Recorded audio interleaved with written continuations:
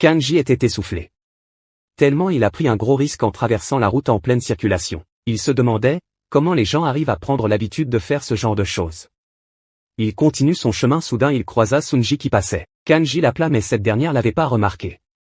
À sa grande surprise, il vit Gion Cheol rejoindre la jeune fille. Visiblement Sunji avait séché les cours pour un rendez-vous avec son copain. Kanji quant à lui s'est contenté de se cacher à l'abri de leur regard. Il se dit dans ses pensées, que je suis pathétique. Je suis toujours célibataire. Je traverse une période très difficile et pourtant Sunji semble toujours joyeuse. Il n'y a qu'une seule issue. Je dois travailler plus dur qu'avant. Il continue son chemin et croisa d'autres élèves de son lycée. Il aperçut Yeji accompagné de 2 autres filles qui parlaient avec un jeune homme. Il s'agissait de son camarade qu'il avait rencontré il y a quelques minutes. Yeji était surpris en voyant Kanji. Le jeune homme n'avait pas bougé d'un pouce. Il avait une idée obscure dans la tête. Les 2 filles lui menacent de continuer sa route s'il ne veut pas avoir des problèmes. Son camarade lui demande de l'aider car les filles lui exigeaient son argent. Yeji de son côté se maquillait pour séduire Kanji. Kanji s'avança. C'est le moment de devenir un vrai voyou. C'est le moment d'appliquer sans scrupule les conseils de ses oncles. Les filles se sentaient intimidées par l'aura qui se dégageait du jeune homme. L'autre élève remercia Kanji d'être venu l'aider. Kanji ouvre sa bouche en disant « Combien tu as dans la poche ?» Tout le monde était surpris par des mots qui sortaient de sa bouche. Ça ressemblait pas à Kanji. Le jeune homme d'un air gêné et mélancolique continua de menacer son camarade de lui donner l'argent. Il dit « Je vais te tuer si tu refuses ». En ce moment, un des oncles de Kanji était caché pour surveiller le jeune maître. Il s'agissait du chauve. En effet, il s'inquiéta pour Kanji et décida de le suivre en cachette pour s'assurer qu'il ne court aucun danger. Mais au vu de la scène dont il était témoin, il comprend que le jeune homme n'avait pas besoin de son aide. Il pleurait de joie et de fierté en voyant Kanji menacer quelqu'un. Kanji continua de mettre la pression sur son pauvre camarade. Le chauve était ému de voir son jeune maître obéir à leur consigne qui était de marcher sur les faibles. L'élève qui se fait agresser était perplexe. L'une des filles commence à complimenter Kanji qu'il est un vrai homme. Une autre lui avoua qu'il est cool comme mec. Kanji en fut choqué. Yeji était là et le regarde avec une grande déception.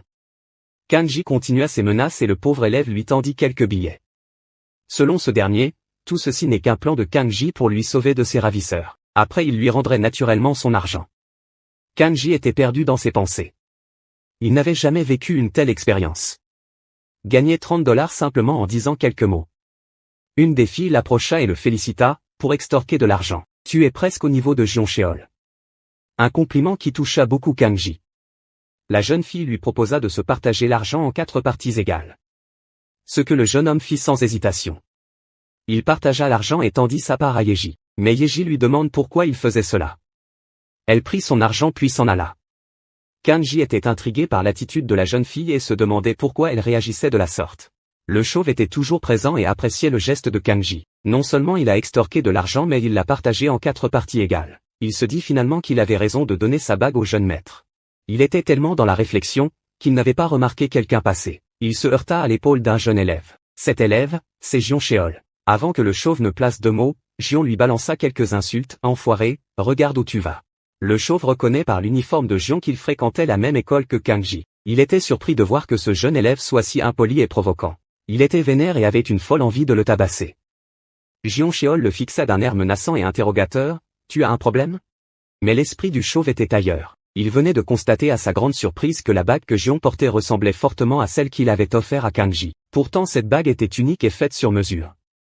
Il ne devrait pas exister une autre que la sienne. Est-ce que Kanji avait prêté sa bague à ce jeune homme? Peut-être que cet élève est un ami du jeune maître. Que faire? Le chauve commence à perdre son sang-froid. Gion Cheol lui demanda pourquoi il regarde ailleurs alors qu'il l'avait appelé. Le chauve brûla de rage et d'une folle envie de lui casser la gueule. Mais il n'a aucune certitude si ce voyou était ami avec Kanji. Il se retient de toutes ses forces. Gion était toujours là à se moquer de lui. Pourquoi tu ne dis rien? Tu penses pouvoir t'en tirer comme ça simplement parce que tu es vieux? Le chauve lui répond qu'il n'a qu'à aller se faire foutre. Il est chanceux qu'il l'épargne aujourd'hui. Gion Cheol lui répliqua qu'il a une allure de gangster mais c'est pas ça qui l'impressionne. C'est plutôt une chance pour lui qu'il laissa tout passer cette fois. Le voyou poursuit sa route et lui dit au revoir.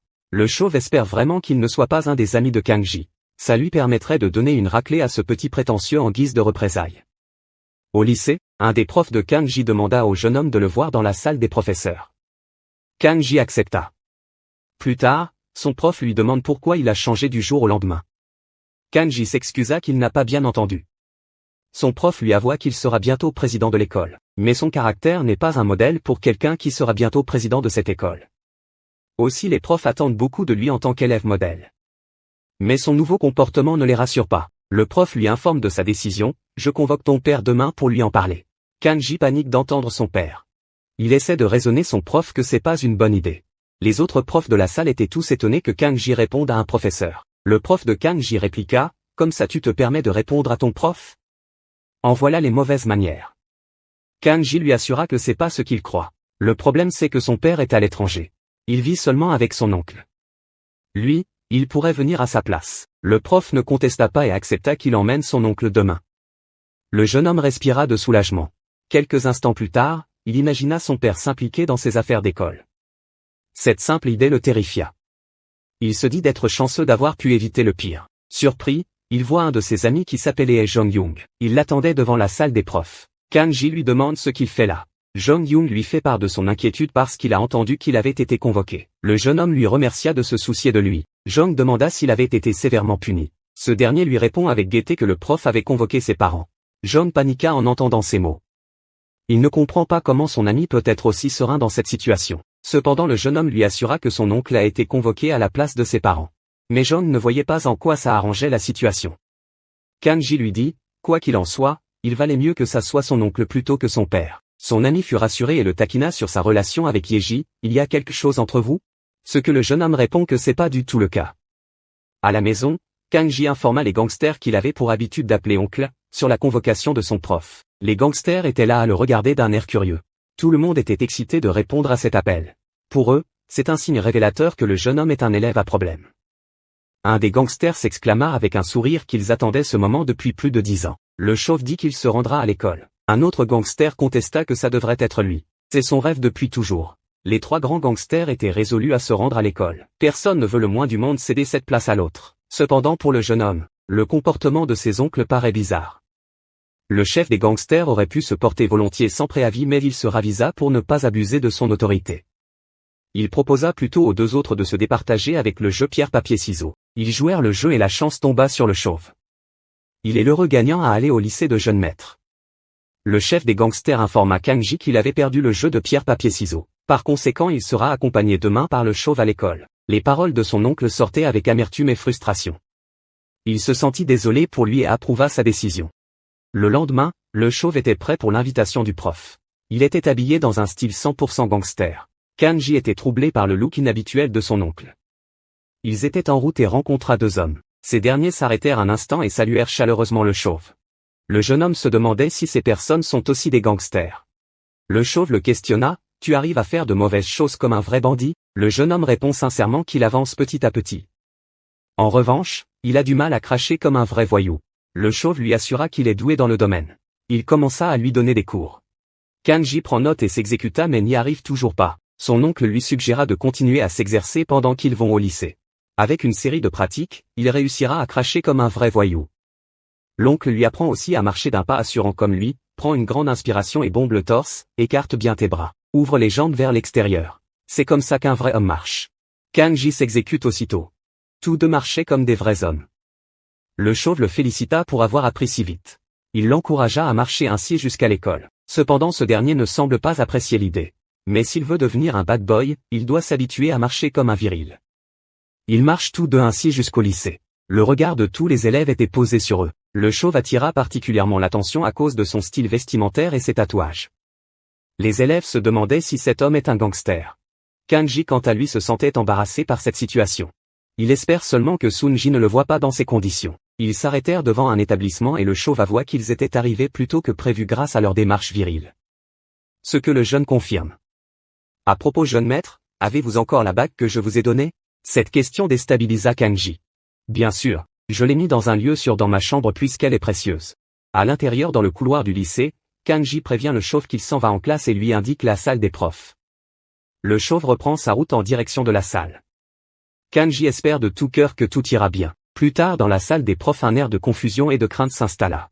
Les professeurs se demandaient si le chauve mystérieux est vraiment l'oncle de Kanji qu'ils connaissent.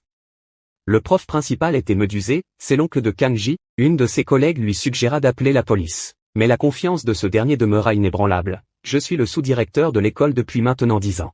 Je sais comment gérer les bons à rien comme cet homme. Vous pouvez compter sur moi. L'assurance du prof principal impressionna la collègue qui le trouva très cool. Le chauve entra dans la salle et déjà son aura fait effet sur le sous-directeur. Ce dernier invita le chauve à le rejoindre dans une autre salle.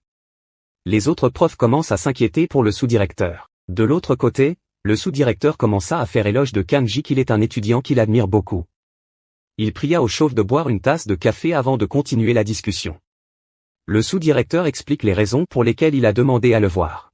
En effet, le jeune Kanji se comportait de plus en plus mal ces derniers temps. Si je vous ai fait appel, c'est pour discuter de son cas, surtout qu'il deviendra le prochain président de l'école. Sur ces mots, le chauve afficha un sourire sombre en disant « Tu veux dire que Kanji est un élève à problème ?» Le sous-directeur commence à flipper au point où il a failli faire tomber sa perruque. D'un réflexe automatique, il redressa à temps record sa perruque sur sa tête à moitié rasée. Sous l'effet de la peur, il assure au chauve que le jeune homme n'est pas aussi problématique qu'il le croit. Le chauve l'interrompt aussitôt en frappant brutalement la table. Cette fois, son visage devient à la fois frustrant et très menaçant. « Êtes-vous en train de dire que Kanji n'est pas un enfant à problème ?» Le pauvre sous-directeur devient perplexe et se dit « Qu'est-ce qu'il raconte ce chauve ?» Pourvu que nous soyons sous la même longueur d'onde. Il répond à la question du chauve. Ce que je veux dire, c'est que le problème n'est pas aussi sérieux. Seulement, il est un peu problématique. Le chauve reprend instantanément sa lucidité. Il se rassura, dans tous les cas, vous êtes en train de dire que Kanji est problématique. Le sous-directeur acquiesçait comme s'il est obligé d'approuver le point de vue du chauve. Oui, le jeune homme est un enfant à problème.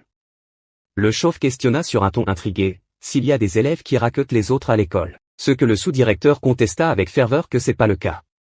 La violence et le racket ne sont pas autorisés dans l'école. Du moins tant qu'il sera sous-directeur. Pourtant le chauve demeura sceptique sur ses propos et semble ne pas vouloir poursuivre la conversation. Le sous-directeur lui demanda pourquoi il réagit ainsi tout à coup. Ce dernier se dirige vers la porte et le remercia pour le thé. Il lui pria aussi de prendre soin de Kanji à l'avenir.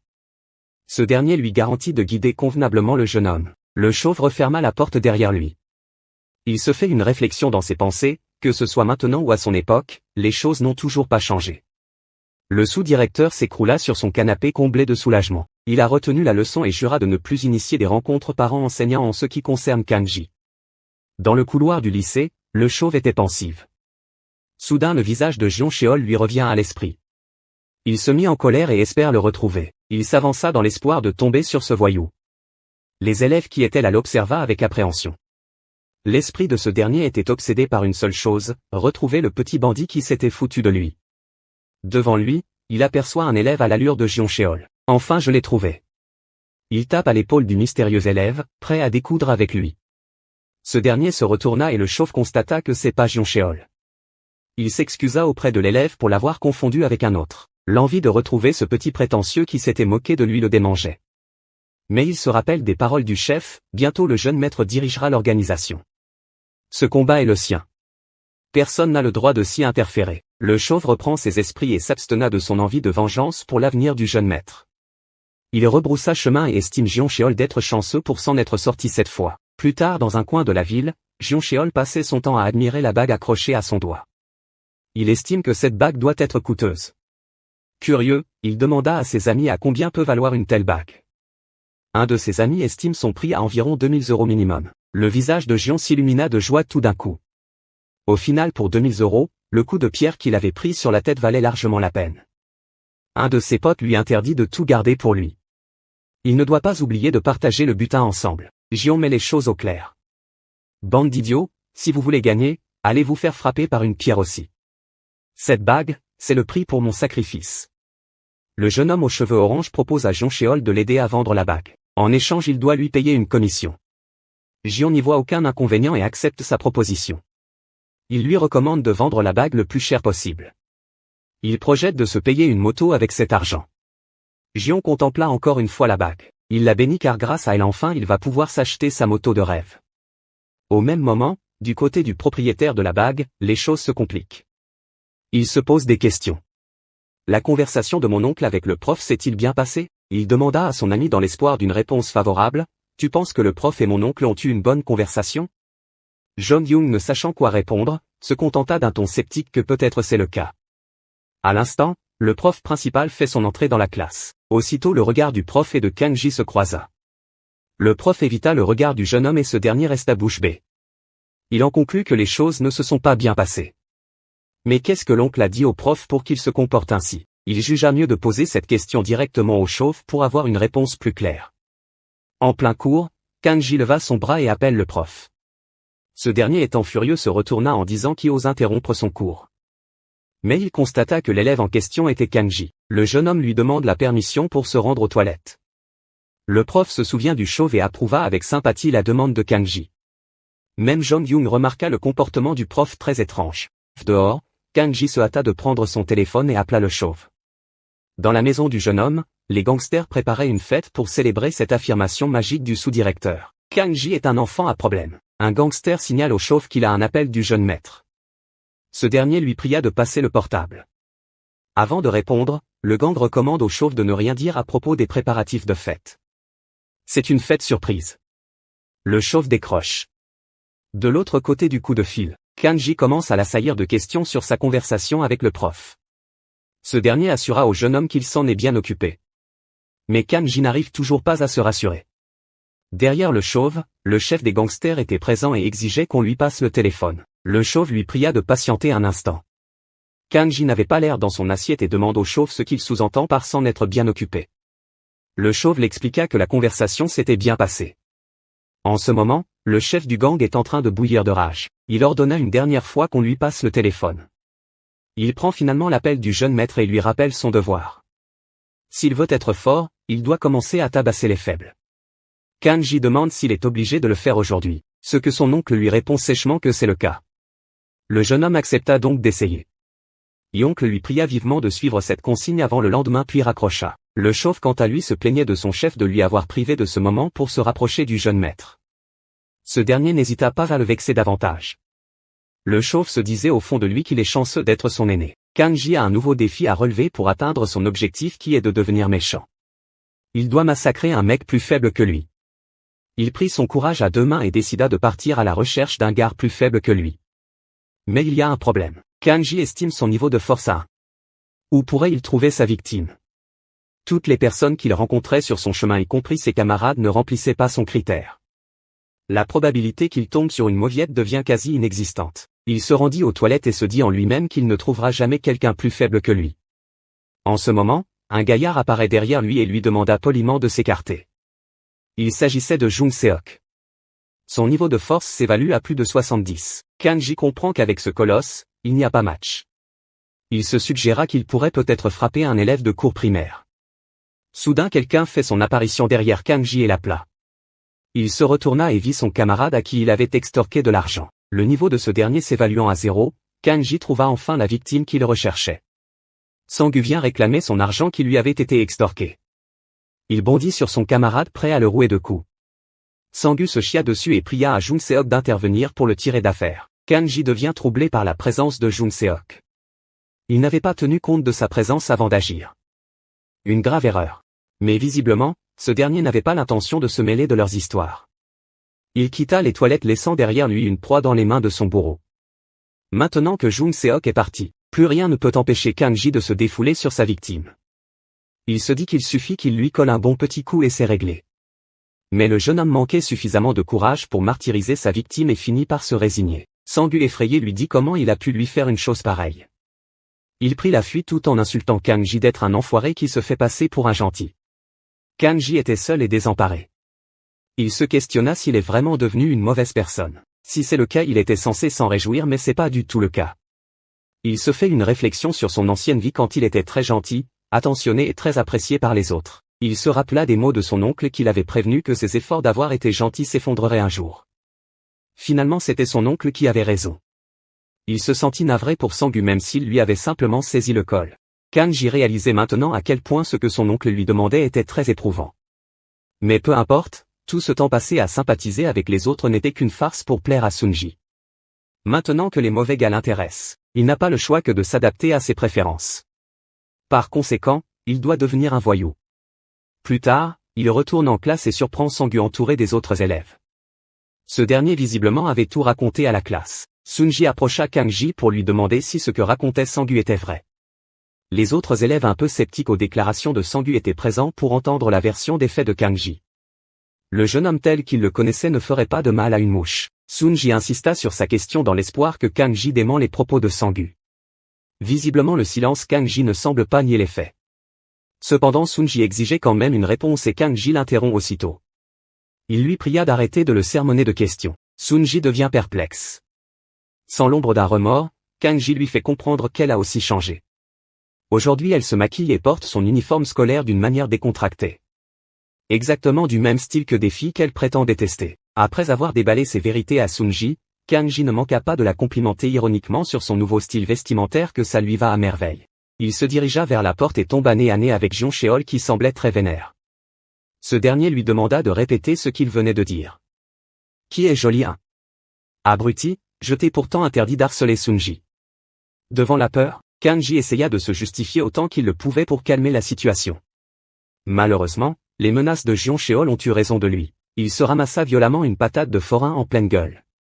Kang-ji supplia Jeon de le laisser s'expliquer, mais ce dernier était résolu à lui régler son compte une bonne fois pour toutes. Il ordonne à ses acolytes d'immobiliser le jeune homme pour une partie de punching ball. Jeon sans retenue lui place un bon petit coup en plein ventre. Tu aimes Sun-ji hein? Kang-ji commence à tomber dans les vapes. Jeon lui fait comprendre que la partie ne fait que commencer. C'est maintenant que les choses sérieuses commencent. Du calme mon vieux, je n'utilise que ma main gauche. Sun-ji ne pouvant pas supporter cette scène de violence, ordonna à Jeon d'arrêter. Le voyou était à la fois choqué et confus par la réaction de la jeune fille. Hein, tu défends cet enfoiré? Il approcha Sun-ji d'un pas menaçant. Vu la manière dont tu le couvres, tu as quelque chose à avoir avec lui hein? Cette fois, Jeon est allé trop loin, Kang-ji commence à sentir une rage incontrôlable bouillir en lui. Le voyou était sur le point de porter la main sur Sun-ji quand soudain Kang-ji lui ordonna d'arrêter. Arrête sale connard. Un moi sale connard? Le cri de guerre du jeune homme était si retentissant qu'il avait réveillé Jung Seok présent dans la salle. Kang-ji était vraiment furieux et ses propos sont très clairs et sans filtre. Si tu frappes Sun-ji, je te tuerai de mes propres mains. Sun-ji quant à elle sous le choc ne pouvait pas imaginer que ces mots sortiraient un jour de la bouche de Kang-ji. Jeon Cheol s'avançait vers Kang-ji en lui disant à quel point il est ridicule avec ses menaces à la con. Enfoiré, tu aurais mieux fait de continuer à ramper comme un insecte. Jeon était sur le point de le frapper encore une fois. Mais Kang-ji décide désormais de se défendre et de le frapper par la même occasion. Soudain une vague de coups surgit de nulle part et atteint violemment Jeon Cheol en pleine face. Ce coup ne venait pas de Kang-ji, alors de qui il s'agit? Derrière, on voit apparaître Jung Seok, l'homme reconnu dans tout le lycée pour sa force hors du commun et abusée. Jeon reprend ses esprits mais trop tard. Il se ramasse un nouveau coup de poing saillant de Jung Seok en pleine gueule. Ça craint. La situation devient problématique pour Jeon Cheol et ses acolytes. Ces derniers commençaient à flipper. Jeon demande à Jung Seok la raison qui le pousse à le frapper ainsi. Ce dernier s'arrêta devant lui et lui révèle ce qui le motive à le cogner si fort. Je te bute simplement parce que tu es le seul enfoiré ici. Tu sais moi aussi j'utilise que ma main gauche. Jeon se prend encore un coup pour le troisième tour.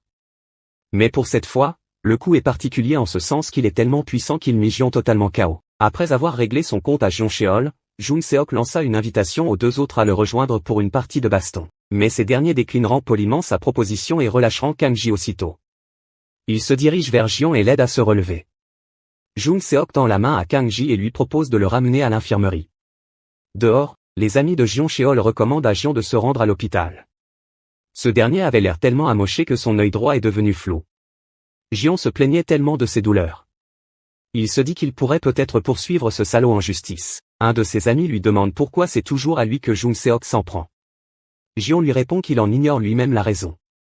Jamais il n'avait été autant humilié. Pour couronner le tout, il se fait tabasser par son bourreau devant toute la classe, une situation qui affectera négativement sa réputation. Son ami lui avoua sincèrement que même à trois, il ne ferait jamais le poids face à ce monstre de puissance. L'autre consentit également que l'idée de combattre Jung Seok ne lui traverserait jamais l'esprit. Il est trop fort. Jeon les assura qu'il a un plan pour se venger et lui casser sa gueule à Jung Seok. À l'hôpital, Jung Seok était avec Kang-ji et lui dit de s'allonger. Pendant ce temps, il partait chercher l'infirmière.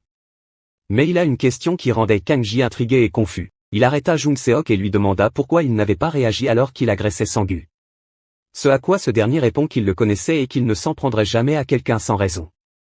Si j'ai laissé passer, c'est sûrement parce que tu as tes raisons. Ces réponses culpabilisa davantage Kang-ji puisqu'en réalité il allait frapper Sang-gu sans raison. Il demanda encore à Jun-seok la raison pour laquelle il intervient toujours pour le sauver quand Jeon-cheol le tabassait. Jun-seok lui répond vaguement qu'il le fait sûrement pour l'aider. Kang-ji répliqua que pourtant rien ne le pousse à le faire. Cependant Jun-seok ne semble pas vouloir poursuivre cette conversation. Il se contenta simplement de lui dire qu'il n'avait pas besoin d'en savoir davantage. Sur ces mots il quitta la salle des infirmeries laissant Kang-ji sans réponse. Le jeune homme quant à lui ne comprenait toujours pas pourquoi Jun-seok l'aidait alors qu'il ne lui avait jamais rien fait de spécial.